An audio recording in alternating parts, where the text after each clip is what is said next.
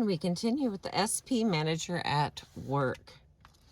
This managerial style negotiates with ease and has, of all the types, the highest sense of reality. He is a natural negotiator, but other titles which might capture this style are troubleshooter, diplomat, and beachmaster.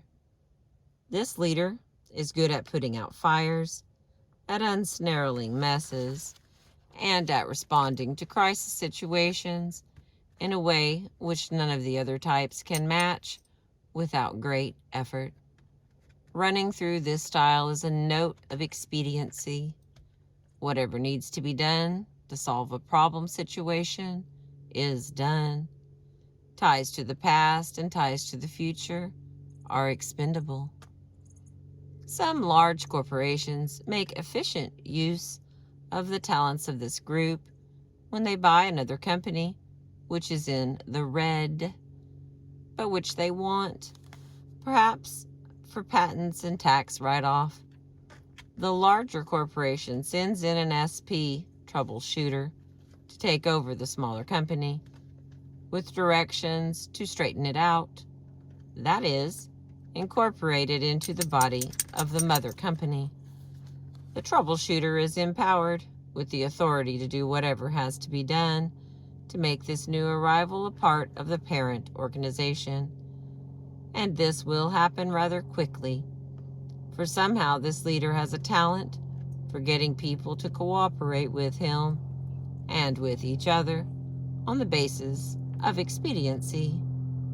There is an attitude of sureness and damn the torpedoes, full speed ahead, that causes others to be fully confident in the negotiator's decisions and directions.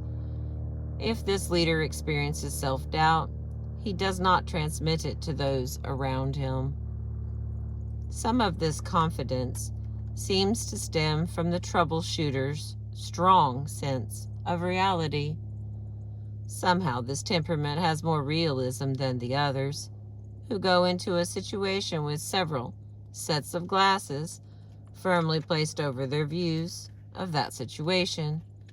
They filter the situation through the lens of policies or the lens of traditions, regulations, sacred cows, and through the lens of mandating to themselves that certain persons must be there, or the lens of a belief system that because something happened in 1910, it must continue to happen.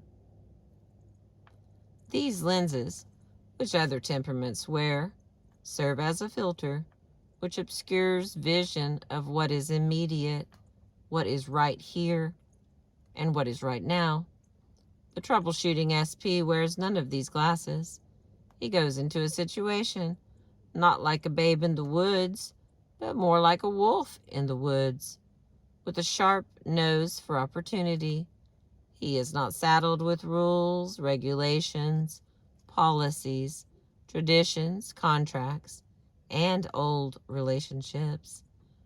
Putting it in other terms, to the negotiator, everything and everybody is negotiable. When the negotiator goes into a situation with the intent of getting warring factions to compromise, he does not consider anything which either side owns as non-negotiable. Most representatives of opposing factions reserve the things they own or the things they have done as non-negotiable. They take their place at the conference table with a tiny bit of something in mind which they intend to negotiate. They plan to give up a pittance in exchange for whatever they can get. The negotiator, however, goes back and looks in closets and says, "Hey, look at all that gold. Let's bring it out and negotiate it." This extraordinary sense of reality gives this type not an edge, but an entire plane over everybody else. He makes everybody else look like amateurs when it comes to negotiation. The negotiator also makes everyone else look like amateurs when it comes to troubleshooting. Consider the beachmaster, who functions in a shooting war. He is the leader who goes in with the first wave, which attacks an island or a continent. All the men and material are on the beach. The beachmaster is given absolute authority to shove anything into the sea. No one can say a word to him about what goes and what does not. His objective is one thing: to get the men off the beach and into the bushes. Beach masters have to have a split-second sense of timing, an overwhelming sense of what is right here, right now, and in seconds decide what has to be pushed into the ditch or into the sea or under the ground. So when a commander has men stacking up on a beachhead and he needs a beach master, he does not send in someone who is laden with traditions and the rules of warfare, or who is acutely aware of the future or the penalties of failure, or who is acutely aware of the meaning of death in the lives of the men on the beach. Survival is the only issue.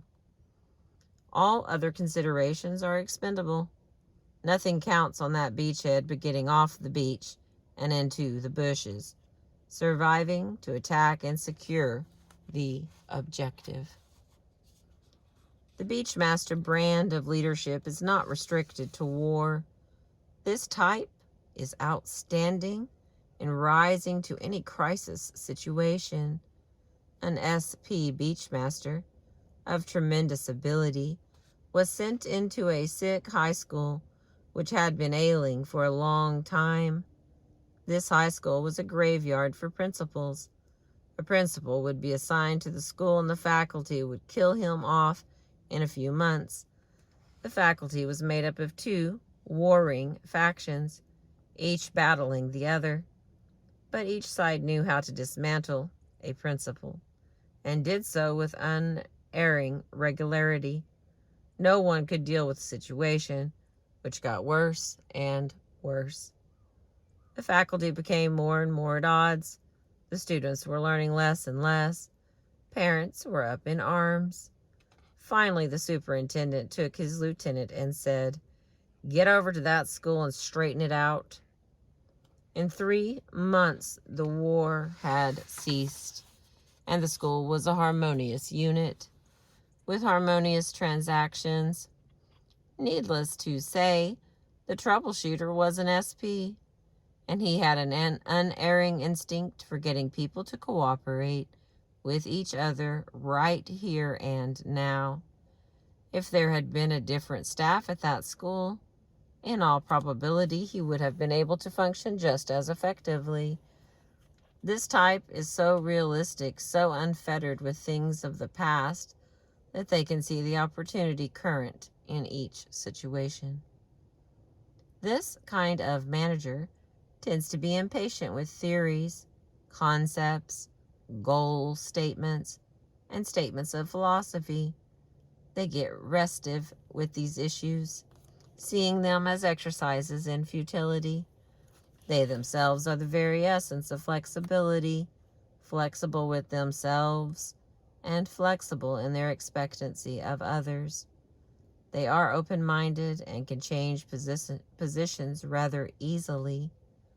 They love to take risks. They love to gamble, love to solve problems in crisis.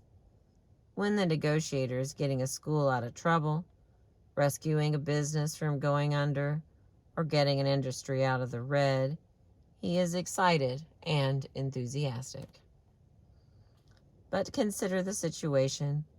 If the negotiator/troubleshooter is asked to stay and consolidate that school or industry or business, suppose he is asked to head up the business that is now in the black.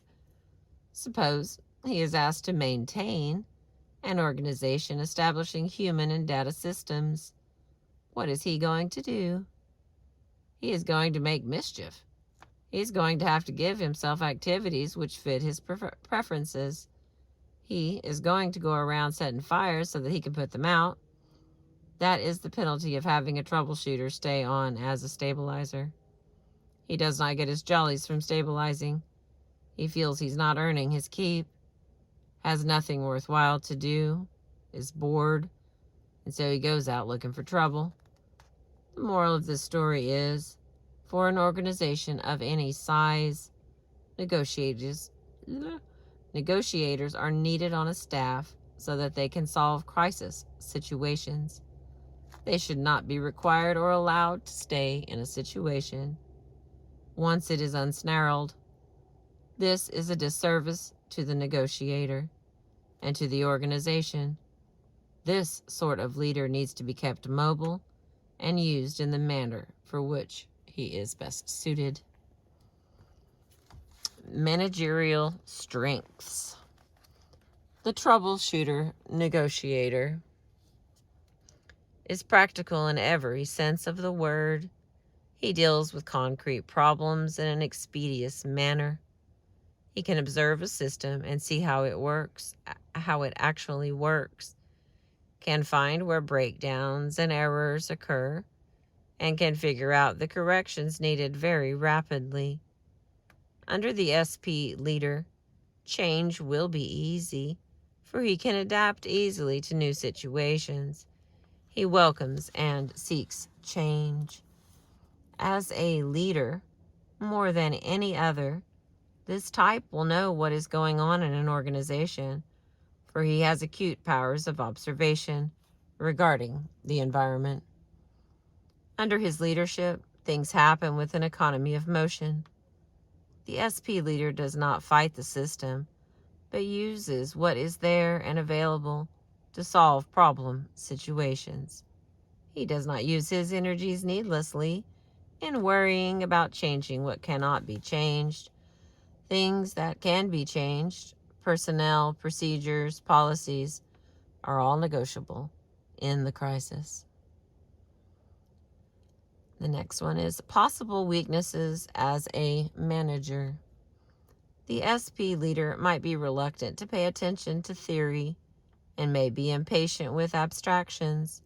He does not like the unfamiliar and may react negatively to change that he himself has not wrought. He lives so fully in the immediate moment that he may have difficulty remembering commitments and decisions of the past. Yesterday is quickly gone and just as fast forgotten. Current demands preempt anything else. This belief leaves the SP leader in a position of being somewhat unpredictable to his colleagues and subordinates. When there is nothing to troubleshoot, the troubleshooter, negotiator, leader can become rigid. There comes the sun. The next category, characteristic ways of dealing with colleagues. The SP manager easily responds to the ideas of others if they are specific. He is flexible, patient, open-minded, and adaptable in working with others, who generally find the SP leader easy to get along with. He is not threatened by the possibility of failure in himself or others, so will take risks and encourages others to do the same. He changes his position easily as new facts and new situations arise, seldom finding this shift in position a threat to his self-esteem. He is willing to take orders from superiors and will not fight those above him, although he may not always carry out their directives. The SP leader is matter-of-fact about things as they are and does not chafe about what might have been. He does not judge his fellow workers and accepts their behaviors as matter-of-factly as he does situations. He does not trouble himself or others, seeking to understand underlying motives or hidden meanings. The SP leader verbalizes appreciation easily and often voices approval, before the accomplishment or achievement in order to encourage others. And the next part, contributions in a management team. An SP leader can spur action to a management team, as can no other type. Things are sure to happen with this type around. The SP probably will be at his best in verbal planning and decision making. He may not enjoy or be good at producing written documents. He can spot trouble in an organization while they still are minor and can prevent small problems from becoming larger ones because of inattention.